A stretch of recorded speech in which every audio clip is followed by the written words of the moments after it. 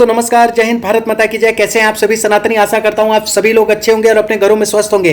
दोस्तों, आज का वीडियो बहुत ही खतरनाक होने जा रहा है और बहुत ही इस तरीके का होने जा रहा है। मतलब आप समझे, मतलब ये दोस्तों कि जब कभी कोई ये कहता था कि किसी की औकात नहीं है कि कश्मीर में 370 धारा को हटा ले, आज उसकी क्या स्थिति बनी है और इस बात पे सुधांशु त्रिवेदी जी ने क्या जबरदस्त जवाब दिया है। इस डिबेट को, इस स्पीच को और इस वीडियो को पूरा देखिएगा, तब समझ में आएगी चीजें। Let us start. अगर ऐसा कुछ हुआ तो जो उसके नताइज होंगे, मैंने पहले भी कहा है, मेरी बात बहुत बुरी लगी। मैंने कहा जो जम्मू कश्मीर में इस मुल्क का झंडा उठाते हैं, शायद उनके लिए उस झंडे को कंधा देना भी मुश्किल हो जाएगा। हाथ में उठाने की बात तो बहुत दूर है, उसको कंधा देना भी मुश्किल हो जाता है। बस एक मिनट में समाप्त करता हूं। हम वो कश्मीर बनाएंगे जिसमें अब कोई जाकिर मूसा नहीं कह सकेगा कि ये कोई कश्मीरियत नहीं, इस्लामी खलीफत की लड़ाई है। हम वो कश्मीर बनाएंगे जिसमें कोई मस्तगुल चरारे शरीफ को जलाकर भाग नहीं सकेगा। हम वो कश्मीर बना रहे हैं जहां कोई हजरत बल में जाकर कब्जा नहीं कर सकेगा, जहां पर सूफी संगीत भी होगा, पर वह कश्मीर होगा जो कश्यप ऋषि के कश्मीर से भी जुड़ा होगा, नीलमत पुराण से भी जुड़ा होगा, ललितादित्य मुक्ता पीठ का शौर्य भी होगा, और महाकवि कल्लड़ की राज तरंगिणी की जो तरंगे हैं वो वितस्ता, ये प्राचीन नाम है झेलम का, वैदिक कालीन नाम, वितस्ता की तरंगों में भी दिखाई पड़ेगा। इसलिए मैं आप सबसे कहता हूं, आइए आगे बढ़िए। भारत का वह हिम किरीट, भारत माता का हिम शिखर, उससे स्वतंत्रता की सार्थकता आपको पुकार रही है। यह पंक्ति कहकर समाप्त करता हूं। हिमाद्रितुंग शंग से प्रबुद्ध शुद्ध भारती, स्वयं प्रभा समुज्ज्वला, स्वतंत्रता पुकारती।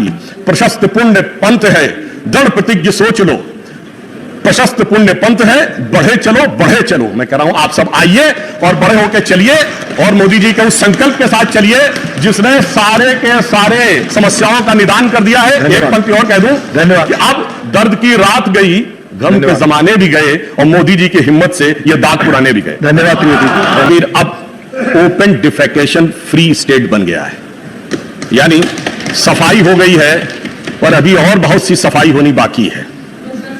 क्योंकि सफाई अभी जरूरी है, क्योंकि जो लोग जम्मू कश्मीर की शांति भंग करने के लिए बहुत प्रयत्नशील हैं, उनकी भी सफाई सरकार पूरी ईमानदारी से करेगी। और जानते हैं क्या है कि अब वो लोग छुप गए इधर उधर और जाकर कायराना हरकतें कर रहे हैं। मगर चिंता मत करिए, यूपी में बुलडोजर चला था, कश्मीर में वैक्यूम क्लीनर चलेगा। अभी ना पत्थरबाजी की घटनाएं होती हैं, ना हड़ताल होती है। अब ना ISIS के झंडे नजर आते हैं, ना पाकिस्तान जिंदाबाद के नारे कहने वाले लोग नजर आते हैं, ना हुजूम करती हुई भीड़ नजर आती है जो किसी भी इंस्पेक्टर अयूब पंडित का कत्ल कर दे। इसलिए है जिसकी की तपिश किसी और को महसूस हुई होगी। जो लोग कहते थे तिरंगे को कंधा देने वाला कोई नहीं मिलेगा, गणतंत्र दिवस के उत्सव पे डल लेक के चारों तरफ जो तिरंगों की भीड़ थी, तिरंगों की कतार थी, उसने उनके दिल में अरमानों की होली जरूर जलाई होगी। उसकी तपिश से वही महसूस कर रहे होंगे, तो वो भी एक अलग उत्सव है जो शायद उन लोगों ने समझा होगा।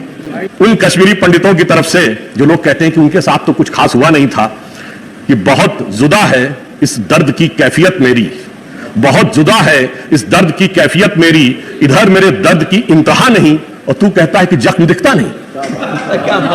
इनको जख्म नहीं दिखता है। मगर वो लोग जो कहते थे आतंकवाद का मजहब नहीं होता है, उन्हें एक चलचित्र में आतंकवाद का मजहब दिखता है, एक मूवी में आतंकवाद का मजहब दिखता है। और वो सिर्फ देखते ही नहीं है, आतंकवाद से जोड़ते ही नहीं है, आतंकवाद के उसको ओढ़ लेते हैं और ओढ़ के पूरी कम्युनिटी को उड़ा देने की कोशिश करते हैं। 2 दिन 4 दिन 2 हफ्ते 4 हफ्ते की चीज थी नहीं मान्यवर, ये तो इतना लंबे समय से चला है। मैं एक घटना आपको बता देना चाहता हूं। 13 अक्टूबर 1983, मुझे बचपन की घटना याद है। वर्ल्ड कप जीतने के बाद जब भारत की टीम यहां आई थी, वेस्ट इंडीज के साथ एक सीरीज हुई, जिसमें एक वनडे इंटरनेशनल मैच श्रीनगर में भी हुआ था। और उसमें भारत वेस्ट इंडीज के मैच में जिस तरीके से पाकिस्तान जिंदाबाद के नारे लगे, और वो मैच बीच में अबेंडन कर देना पड़ा था।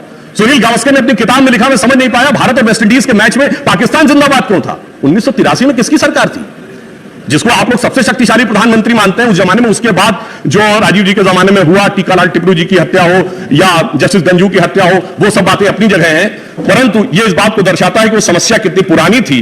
आपने सुन लिया ना, जिस जम्मू एंड कश्मीर में 1990 में किस बर्बरता के साथ हिंदू पंडित कश्मीरियों को मार के भगाया गया था, किस तरीके से बर्बरता होती थी, किस तरीके से किस तरीके से एयरफोर्स के जवानों को मार दिया जाता था, किस तरीके से बर्बरता होती थी, ये किस तरीके से हम अपने भारत के झंडे को वहां लहरा नहीं सकते थे, फहरा नहीं सकते थे, ये बर्बरता होती थी।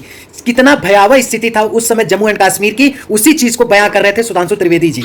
तो दोस्तों अब समय बदल चुका है, अब बहुत परिवर्तन हुए। जो कहते थे कि 370 धारा हटा के देखिए फिर आपको आपकी औकात समझ में आएगी, आज उनको उनकी औकात समझ में आ गई है। शायद वो बिलबिला रहे हैं और मन में अल्लाह से दुआ मांग रहे होंगे कि अल्लाह किसी तरह हमें उठा लो, हमें बख्श दो, अब हमें इस दुनिया में नहीं रहना है। तो दोस्तों आशा करता हूं आपको ये वीडियो पसंद आई होगी, तो लाइक, सब्सक्राइब और शेयर जरूर करिए। और एक सनातनी की आवाज है, भूलिए मत। और दोस्तों यूनिटी बरकरार होनी चाहिए, एकता बना के रखिए। हम धर्म में और जात में नहीं बटेंगे, हम सनातनी हैं, हम सनातनी बन के रहेंगे। ठीक है दोस्तों, तब तक के लिए बाय बाय। तो दोस्तों नमस्कार।